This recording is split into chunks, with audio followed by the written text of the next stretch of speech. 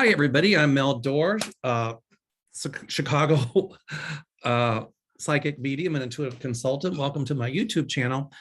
This afternoon, Linda Grindle's going to be on my YouTube channel as a guest. So please put your questions on the community board and we will answer them. I wanted to get something up early in the day because, as you all know, it's voting day in California about this nonsensical recall election of Gavin Newsom. So my guides are telling me that all of you need to get out and vote, because if you don't, it could very easily change California and put a Trumplican in office. And this is absolutely what we don't want. Your vote in California, my guides tell me, will send a message to the rest of the country that we as independents or Democrats or even some Republicans will not tolerate, absolutely will not tolerate these Trumplicans coming in and trying to overturn things by playing dirty pool. You know, I find it amazing that the Trumplicans are the first to scream foul play and scream politics, but yet there's the ones that are creating the foul play. It already amazes me that they're starting to scream that the election in California is rigged and it hasn't even taken place yet. I just find that unfathomable. And I keep, now for a while, it's looking like that some of these Trumplicans are gaining foothold. And for a while, it appears like they're winning in certain areas. But I keep asking my guides, what's going to happen? What's going to happen? And my guides show me a balance scale. The scale of justice will be balanced. And they tell me absolutely that these Trumplicans will not succeed. They will not succeed in overturning our democracy. They will not succeed in overturning our rights to vote. And they ultimately will not succeed in hampering women's rights to free choice. It will not work. I heard today that Amy Coney Barrett, grab this one, spoke at University of Louisville. I'm from Louisville originally. We say Louisville. At the Mitch McConnell Center at the University of Louisville. Now, I will say that the University of Louisville is a fine school, has a fine medical school, has a fine physics school, fine school. But there's the McConnell Center. So he had Amy Coney Barrett speaking at that center, and grab this one. I can just see Mitch McConnell now. Well, today I'd like to introduce Amy Coney Barrett that I ramrodded through the Senate because I wanted her to dance to our tune and complete our agenda. Just like we held the nomination for what was his name again?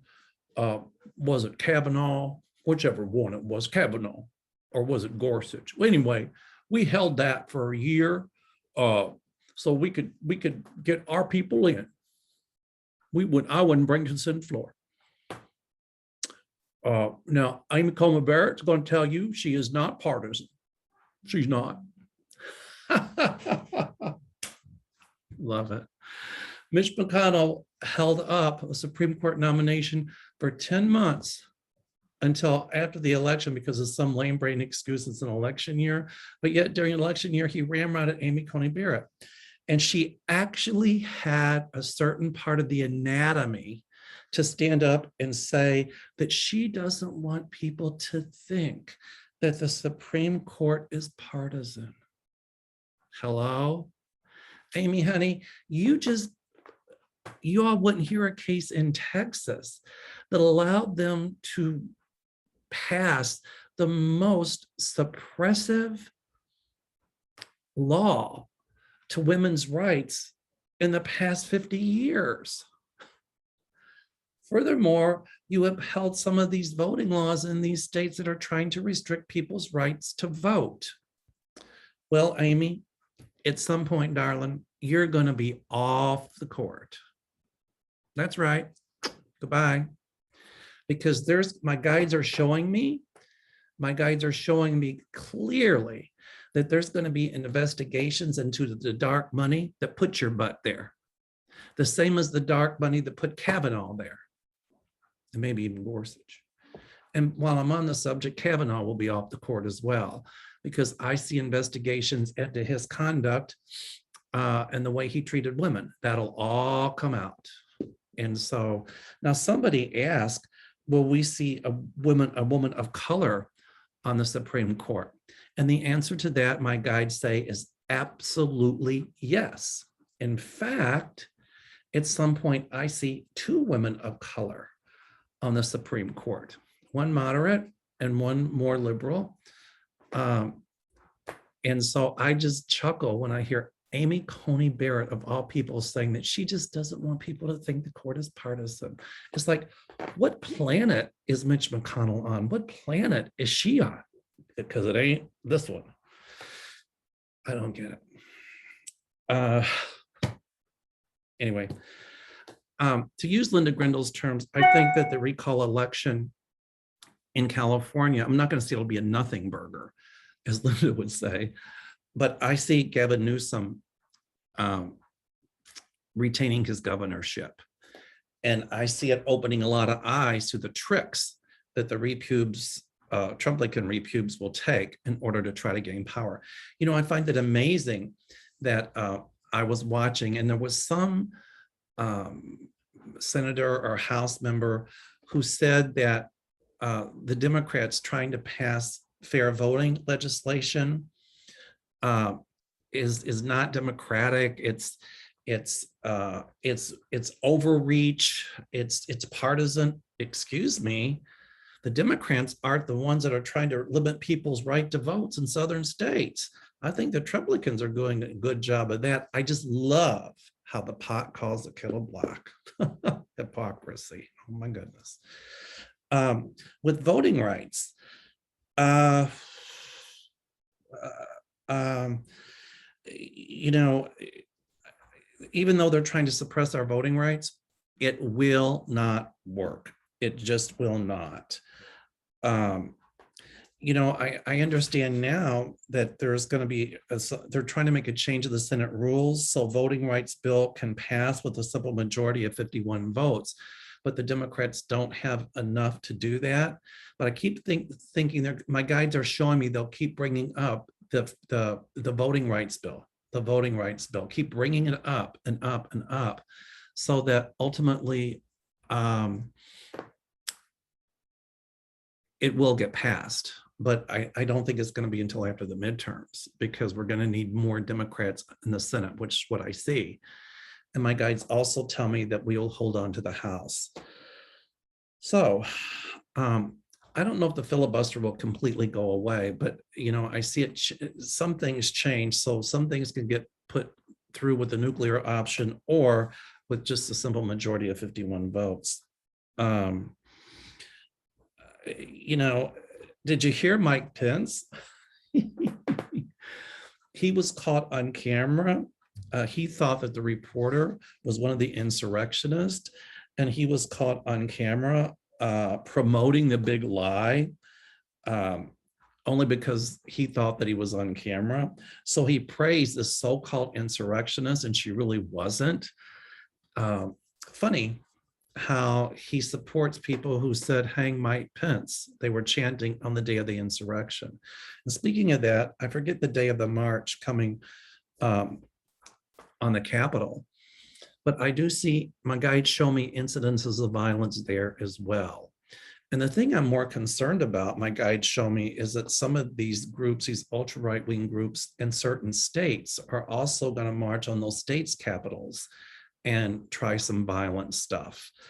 But ultimately, they will not win. And my guides show me, as a result of this rally or something coming in Washington, and I think it's around the 18th or the 19th of this month, that there will be more arrests made for disorderly conduct and insurrection. I guess my question is, maybe somebody can help me this. Why did the city of Washington even give them permits to hold a rally. With what happened in the past, you'd think they denied those permits, but I don't know how it works in Washington. But anyway, if anybody knows, let me know. Somebody asked if the fairness doctrine will ever be reinstated, and my guides show me the answer to that is absolutely yes, it will be. For those of you who don't know what the fairness doctrine was, it was a doctrine that said that there has to be more equality in broadcasting, meaning if you show a candidate of one party, then you have to give equal time to a candidate of the other. And that's kind of gone by the wayside. But I do see that that will be at some point reinstated, which I think is a good thing. So my guides tell me that. Now somebody asked again, will Trump be indicted? And the answer to that is resoundingly, my guides tell me, yes, yes, yes. As we speak, they're still gaining information on him, and they're going to get people to flip. You know, he's not out of the woods in New York, and I see federal charges brought against him as a result of this House committee, this 1-6 committee. So a lot's going to be coming out with that. And I'll tell you who else is going to be in trouble. My guide showed me is McCarthy, because he, and I think it was a couple other House members that sent those letters to the heads of these large companies saying if they cooperated with the 1-6 commission, that they would, I think, get fined, or that something would happen to them legally. That's obstruction. And McCarthy's not going to get away with that. He thinks at some point he's going to be the Speaker of the House. My guides tell me that will not happen. You know, the same thing that happened to McCarthy in the 50s will be the same thing that will happen to this McCarthy. You know, history will not look at him kindly. Matt Gaetz, people are asking about that. He's still not out of the woods. He's going to be under indictment. And I'll tell you somebody else that'll be gone is Marjorie Taylor Greene. So, you know, my guides show me us getting our voices back. In other words, many of us are standing up now and starting to say, we have had enough. And we refuse to let this minority of Trumplicans, supremacist, racist, control the rest of us. What we're seeing is almost an American apartheid, and that's frightening. But all of us speaking up will put an end to that, to this apartheid. It's very frightening. You know, I've said before on my channel, people talk about the Taliban, or Taliban, however you pronounce it, in Afghanistan, and they're criticizing Biden for the pullout, but here's what they forget. Trump negotiated that pullout. He negotiated pulling out of Afghanistan. All Biden did was just kind of get us out of there. And rightfully so, because so many people were dying. You know, that country will never, ever have a unified government. And I see a civil war coming there, probably between the Taliban and maybe ISIS and another group. You know, that country has always been run by tribalism and various factions. And I don't think that my office manager just knocked on the door and I'm waving her, don't knock, I'm doing a video. I don't think that they're going to win. Anyway, I don't see I don't see a unified Afghanistan. It's always going to be tribal. So some person asked, will the vaccine mandate hurt Biden's ratings?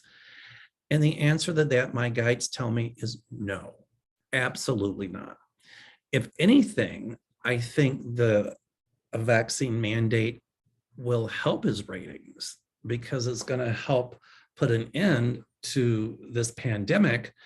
And it's also going to show that that he's doing something about the pandemic.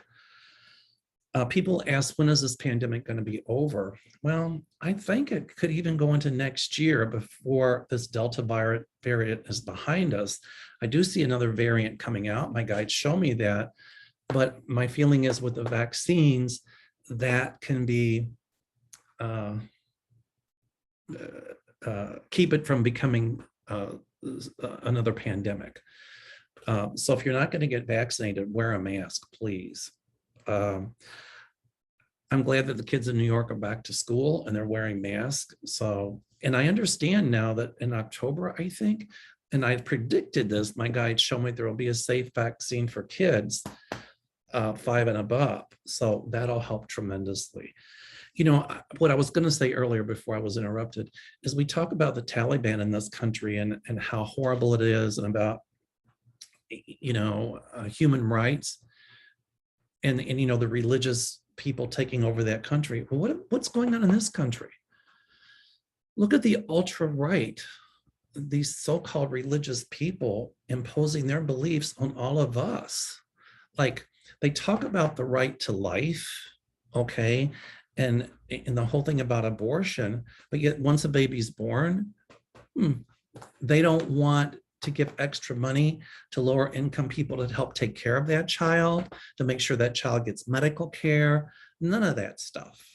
They talk about the right to life, but yet in states like Texas, in states like Florida, Mississippi, maybe even, they allow children to die of COVID because of their anti-mask mandates and their anti-mask campaign. You know, those governors in those states don't give a flip about their constituents. They're just doing what they're doing in Texas and in some of the southern states and in Florida. The only reason those governors are doing that is because they're playing to the ultra-right, the conservatives, the ultra-conservatives, and they think that'll keep them in power. Well, guess what? My guides tell me ultimately it won't. You know, did they drink the Trump Kool-Aid? Yes, they did, but really they didn't. They're just using that to gain political power. And they would love to make this country an autocracy. Trump doesn't give a flip about religion. None of them do. They act holier than thou under that guise. So in a way, they're just like the Taliban. It's kind of happening here too. But our voices, the majority of the voices will be heard. My guides show me that. Okay. Somebody asked, do I see the economy crashing? And the answer is no. Under Biden, actually, I see the economy getting better. I see more jobs. I see more people working, especially with this infrastructure bill. When it's passed, that's going to create a lot of new jobs. And so, you know, when Roosevelt tried to put through the New Deal, people criticized it, but look at how long and look at how good the good stuff it's done. Look how long it's lasted. And so this is really a modern form of the New Deal, and it's going to create a lot of jobs. Okay. Let's see here. I'm looking. You know, speaking of climate change, we're going to see a lot more deadly storms. In fact, as I speak, Hurricane Nicholas, I think, is starting to hit. So I think this year is going to be a record year for hurricanes coming in through the Gulf. And here again, due to climate change, my feeling is the infrastructure bill will help with a lot of that too. So, as I said, Election Day. One of the ways in California, again, my guides tell me that you all in California can send a message to the Supreme Court that, according to Amy Coney Barrett, Mitch McConnell is not partisan. Watch a Crocker, you know what? The best way that you can send a message is to get out and vote, be vocal, and say, we will not tolerate the big lie. We will not tolerate this unfair recall. We will not tolerate the shenanigans by the Trumplicans any longer. Okay. And I find it amazing that Trump isn't getting the publicity he once did, to the point that on 911, a very almost sad day that what does he do? He helps co-host some kind of boxing match. What was that about? I did not like George Bush's politics, but I applaud him when he stood up and said what he said about the factions in this country. And you know, my guide showed me the same thing. We worry about terrorism from abroad. We need to worry about these insurrectionists and terrorism here in this country. And President Bush was right when he said what he said in his speech. Then I heard Trump blasted him. Of course, Trump always makes everything about himself, including 911. He's a travesty to this country and to the people who died on that day. At any rate, I'll talk to you a little bit later on today. I'm going to have Linda Grindle, but I just want to get this up and tell everybody to get out there and vote. It's been a pleasure. I wish you the best, and namaste.